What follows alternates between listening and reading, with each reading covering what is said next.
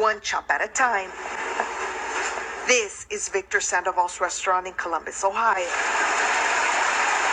Fiesta Jalisco, and then we have authentic Mexican food.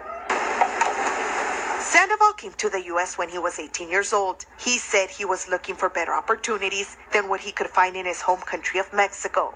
And once he settled in Ohio, he knew what he had to do. This is growing like crazy. We are Latinos everywhere. Now he has 2 restaurants, which is why this election is so important to him. Is there a political party you identify with more than the other? Well, I consider like Republican. Doesn't mean I have to vote for that one, because I always go with the party who offer more benefits for me and for my family, like Latinos too. For the last 2 decades, eyes have focused on Ohio during presidential election years. Thank you for voting. Here's your sticker to wear today. In a study by the City University of New York, commissioned by CNN, 1.8% of the votes cast in Ohio in 2012 were by Latinos. ¿Todo bien? 4 years later, and the state's population increase indicates that 2.2% of the votes this time around will come from Latinos. And despite the fact that the Latino population is so small in Ohio, the study shows Latinos could very well be the decisive factor November 8th.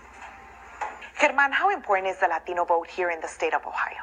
The Latino vote in Ohio is important not because it's a big number, but because it represents a big impact when it comes to the elections. Germán Trejo is a political consultant with experience running campaigns on both sides of the aisle. He sees Ohio's electorate as set, with the exception of about 100,000 votes, most of which are from undecided Latino voters. Out of those 100,000, Latinos have a big number, a big chunk of that population. And if they go and cast their ballot, they're going to account for about between 20 to 80% of that margin of victory.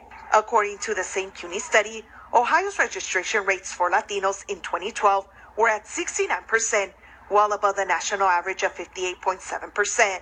But for this election, that rate is expected to increase, contributing to the importance of the Latino vote. You know, elections are won and lost by the slimmest of margins, and we provide that margin of victory to most of the electorate. Juan Molina Crespo is head of the Hispanic Alliance of Cleveland, a nonprofit group that works to increase voter registration in northern Ohio. When you look at the state of Ohio, you have three counties out of the 88 counties that typically vote Democrat.